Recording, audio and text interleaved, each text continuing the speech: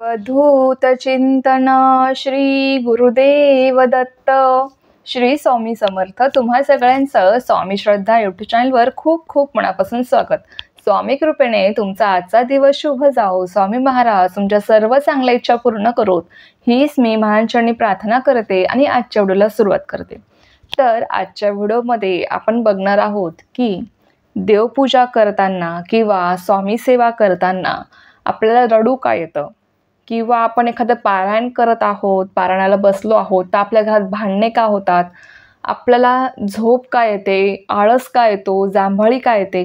आपण जेव्हा स्वामींचा ग्रंथ वाचत आहोत तर आपल्याला खूप झोप येते बघा, खूप जांभळ्या येतात. असं का होतं?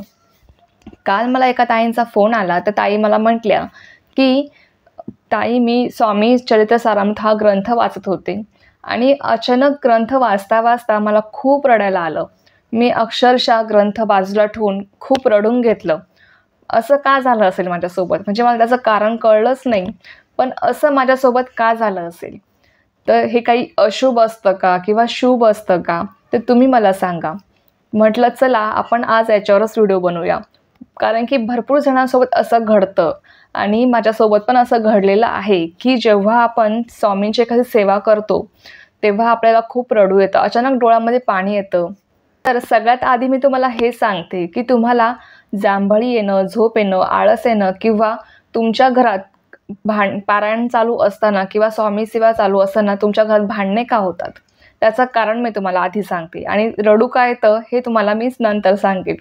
आता बघा, जेव्हा असं तुम्ही जेव्हा नवीन स्वामी सेवेत येतात, म्हणजे जे नवीन स्वामी सेवेकरी आहेत त्यांच्यासोबत ह्या गोष्टी जास्तच घडतात. जेव्हा तुम्ही नवीन स्वामी सेवेत येतात ना, म्हणजे तुम्ही नुकतीच स्वामीची सेवा चालू केलेली आहे आणि तुम्ही एखादं पारायण करत आहात, जसं की तुम्ही स्वामीच्या सारामृत हा ग्रंथाचं पारायण तुम्ही करत आहात किंवा गुरुचरित्राचं पारायण तुम्ही करत आहात, तर तेव्हा त्या दिवशी तुमच्या घरात खूप भांडणे होतात. असं का होतं बघा, आपण जेव्हा एखाद्या देवाची खूप भक्ती करतो, त्यांच्या जवळ जातो, त्यांची खूप आपण सेवा करायला लागतो ना, तेव्हा काय होतं माहिती का, आपल्या घरातली जी काही निगेटिव्हिटी आहे ना ती बाहेर पडत असते. आपल्या घरामधली जी काही निगेटिव्हिटी आहे, जी काही नकारात्मकता आहे ना, ती बाहेर पडण्याचा प्रयत्न करत असते. कारण की आपण एखाद्या देवाची सेवा करतोय ना, तर एक देवाचं बघा, जिथे देव असतात तिथलं वातावरण खूप प्रसन्न असतं. तिथे गेल्या गेल्या आपल्याला खूप प्रसन्न पॉझिटिव्ह वाटतं. आपल्या घरातलं पण तसंच आहे. जेव्हा आपण एखाद्या देवाची सेवा करत आहोत, एखादं पारायण करत आहोत ना, तेव्हा आपल्या घरातली जी काही निगेटिव्हिटी आहे ती बाहेर पडत असते आणि एक पॉझिटिव्ह ऊर्जा आपल्या घरामध्ये येत असते, ती स्थिर राहत असते. आणि जेव्हा ही निगेटिव्हिटी बाहेर पडत असते तेव्हा बघा, क्षुल्लक अशा गोष्टींवरून आपल्या घरात भांडणे होतात. त्याचं कारण म्हणजे हेच आहे, जी काही नकारात्मकता आपल्या घरामध्ये साचली आहे ना, ती आपलं ते पारायण पूर्ण करू देत नाही किंवा ती सेवा पूर्ण करू देत नाही. म्हणून हे आपल्या घरामध्ये भांडणं होतात.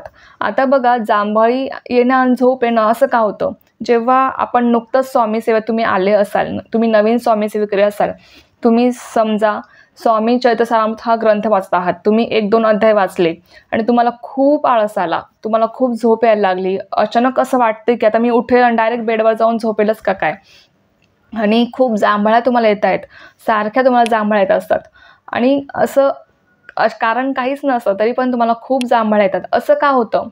आपल्या भोवती 2 ऊर्जा असतात, एक म्हणजे सकारात्मक आणि एक म्हणजे नकारात्मक. सकारात्मक ऊर्जा आपल्याला चांगल्या गोष्टीसाठी प्रेरित करत असते आणि जी काही नकारात्मक ऊर्जा असते ती आपल्याला चांगल्या गोष्टी करू देत नाही, ती आपल्याला चांगल्या गोष्टी करण्यापासून अडवत असते. जेव्हा आपण स्वामींची सेवा करतो तेव्हा जी काही नकारात्मकता आपल्या आजूबाजूला असते ना, ती नकारात्मकता आपल्याला ती सेवा करू देत नाही. म्हणून आपल्याला खूप जांभळ्या येतात. खूप आपल्याला असं वाटतं की मी आता इथून उठेल आणि बेडवर गेली का झोपूनच जाईल. ते आपण एखादी चांगली गोष्ट करत असू तर बघा, काही काही वाईट लोक असतात, काही चांगले लोक असतात आपल्या आजूबाजूला. चांगले लोक आपल्याला सपोर्ट करतात आणि वाईट लोक आपली निंदा करत असतात. आपल्याला ते चांगलं काम करू नये म्हणून आपल्याला अडवत असतात. ते म्हणतात तुला हे जमणार नाही, तू हे करूच नको. कारण त्यांना कुठेतरी असं वाटतं की आपण जर हे केलं तर आपलं कुठेतरी चांगलं होईल. असं लोक आपल्या आजूबाजूला असतात, चांगल्या प्रकारची आणि वाईट प्रकारची. तसंच हे सुद्धा आहे. जेव्हा आपण देवाची सेवा करत आहोत ना, तेव्हा ती जी काही नकारात्मक ऊर्जा आहे ती आपल्याला ते चांगलं काम करू देत नाही, आपल्याकडनं ती सेवा घडू देत नाही. म्हणून आपल्याला सुरुवातीला जेव्हा आपण स्वामी सेवेत नुकतंच आलेलो असतो तेव्हा आपल्याला ह्या गोष्टी खूप घडतात. नंतर याचं प्रमाण खूप कमी होऊन जातं, म्हणजे घडतच नाहीत शक्यतो, खूप कमी प्रमाणात होतं. पण सुरुवातीला या गोष्टी जास्त घडतात. झोप येणं, जांभळी येणं, आळस किंवा कटकटी होणं घरात. आणि बघा, जेव्हा आपण या गोष्टींना न मानता आपण आपली सेवा कंटिन्यू चालू ठेवतो, आपल्या घरामध्ये कितीही भांडणं झाली किंवा आपल्याला कितीही कंटाळा आला, कितीही झोप येत असली, तरी पण आपण स्वामी सेवा सोडत नाही. आपण ते पारायण पूर्ण करतो म्हणजे करतोच, आपण तिथून उठत नाही. या जेव्हा गोष्टी आपण करतो एकदम जिद्दीने, तेव्हा या गोष्टींचं प्रमाण आहे ना खूप कमी होऊन जातं. आणि एक दिवस असा येतो की तुम्हाला त्या सेवेची तुम्हाला स्वतःला गोडी लागते की नाही, आज माझ्याकडनं स्वामी सेवा घडली नाही तर आपल्याला काहीतरी चुकल्यासारखं होतं. कारण की नंतर आपल्याला त्या सेवेचं म्हणजे त्या सेवेची आपल्याला खूप गोडी लागायला लागते. सुरुवातीला अशा गोष्टी घडतातच, प्रत्येकासोबत घडतात, माझ्यासोबतसुद्धा घडलेल्या आहेत. प्रत्येकासोबत या गोष्टी घडतात. त्यामुळे काळजी करू नका. काही झालं तरी तुमची सेवा मात्र सोडू नका. घरामध्ये कितीही भांडणं झाली ना, किंवा तुम्हाला कितीही झोप आली, कंटाळा आला, काहीही होऊ दे, तुम्ही तुमची स्वामी सेवा सोडू नका. आता आपण बघूया की आपल्याला जेव्हा स्वामींसमोर आपण जातो, की आपण आता स्वामी भक्त आहोत, म्हणून आपण जेव्हा स्वामींसमोर जातो तेव्हा आपल्याला रडू येतं. तुम्ही कोणत्याही देवाची जेव्हा सेवा जास्त करतात, तेव्हा तुम्ही कोणत्याही देवाला मानत असाल, ज्या देवाची तुम्ही सेवा जास्त करतात त्या देवासमोर गेल्यावर तुम्हाला रडू येतं. असं का होतं बरं? बघा, मी माझ्यावरनं सांगते. जेव्हा मी भुईगाव मठ, आताच मी तुम्हाला तो व्हिडिओ शेअर केला होता मागे, मला वाटतं 15 दिवसापूर्वी का काय, तर तिथे मी जेव्हा गेली ना भुईगाव मठात, आणि आरती चालू होती. आरती चालू असताना अचानक माझ्या डोळ्यामध्ये ना पाणी यायला लागलं होतं. मला असं ना भरपूर वेळ झालेला आहे की मी जेव्हा स्वामींच्या केंद्रात जाते किंवा देवघरात स्वामींच्या मूर्तीसमोर जेव्हा मी बसते, तेव्हा माझ्या डोळ्यामध्ये अचानक कधी कधी पाणी येतं. असं का होत असेल?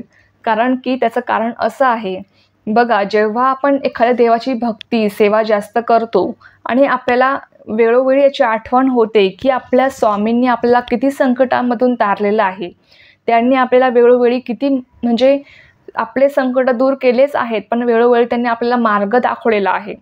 म्हणजे आपल्या संकटांवरचं ओझं त्यांनी खूप हलकं केलेलं आहे. ही जेव्हा जाणीव आपल्याला होते ना की या माऊलीने आपल्यासाठी किती केलेलं आहे, जाणीव आपल्याला होते, तेव्हा आपल्या डोळ्यातून खूप पाणी येतं. हा मी माझा अनुभव सांगते. जेव्हा मी सद्गुरुनाथा हात जोडितो अंत नको पाहू ही प्रार्थना म्हणते ना, तेव्हासुद्धा माझ्या डोळ्यातून खूप पाणी येतं.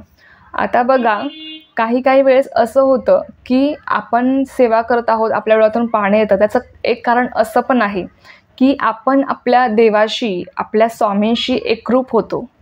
जेव्हा आपण त्यांच्या जवळ जातो, त्यांना डोळे भरून पाहतो, त्यांची आरती चालू आहे किंवा कोणतीही गोष्ट असो, त्यांच्या सेवेत आपण असू, त्यांचा ग्रंथ वाचत असू, आपण जेव्हा त्यांना डोळे भरून पाहतो ना, तेव्हा आपल्या डोळ्यातून पाणी येतं. त्यांच्याशी आपण एकरूप होतो. आणि एखादी आई कसं आपल्या लेकराला जवळ घेते तेव्हा त्या लेकराला भरून येतं, तसंच आपलंसुद्धा आहे. स्वामी ही आपली आई आहे. तुम्ही स्वामींना आई मानतात, बाप मानतात, तुम्ही काही मानत असाल, मी तर स्वामींना आईच मानते.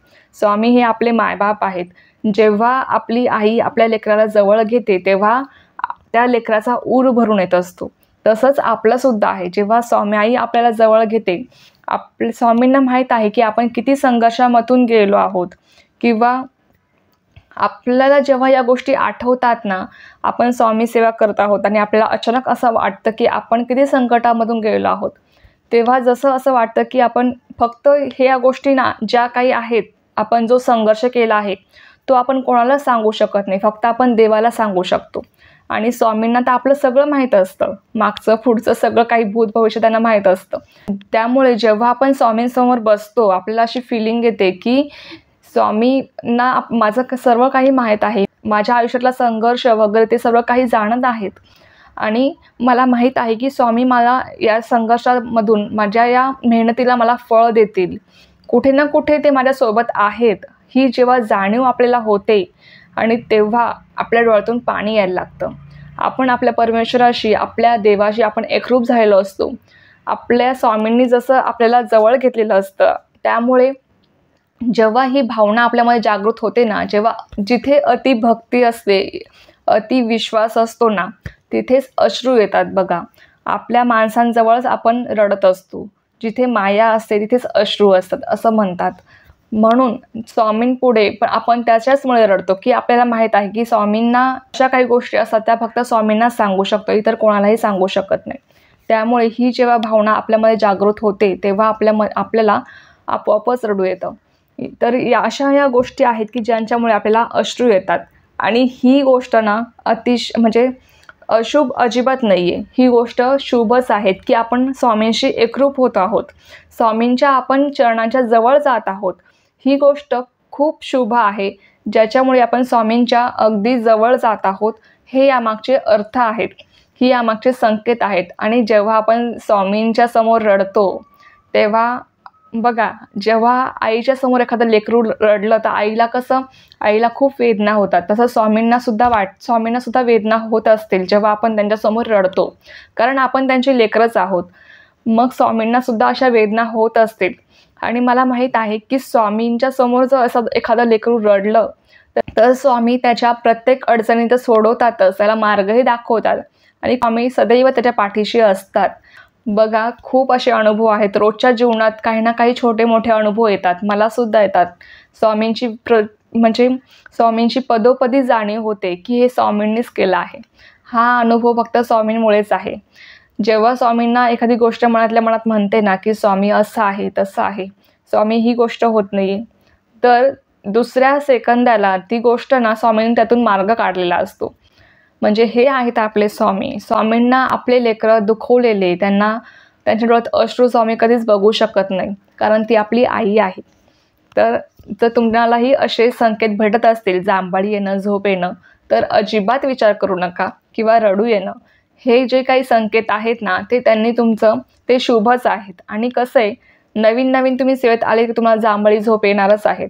आणि रडू तुम्हाला कधी येईल माहिती आहे का? तुम्ही जेव्हा स्वामींच्या चरणांच्या जवळ जाल त्या दिवशी तुम्हाला रडू येईल. तुम्ही जेव्हा स्वामींशी एकरूप व्हाल तेव्हा तुम्हाला रडू येईल. आणि ह्या गोष्टी शुभ आहेत, रडू येणं पण खूप शुभ आहे. तर चला, ही खूप छोटीशी पण महत्त्वाची माहिती मला तुमच्यासोबत शेअर करायची होती. तर झालेली सेवा मी स्वामी चरणी रुजू करते आणि आजचा व्हिडिओ इथेच थांबवते. तुम्हाला जर ही माहिती आवडली असेल तर व्हिडिओला लाईक, शेअर, सबस्क्राईब करायला विसरू नका. पुन्हा भेटू अशाच एका नवीन व्हिडिओसोबत किंवा नवीन विषयासोबत. तोपर्यंत सर्वांना श्री स्वामी समर्थ. जय जय स्वामी समर्थ.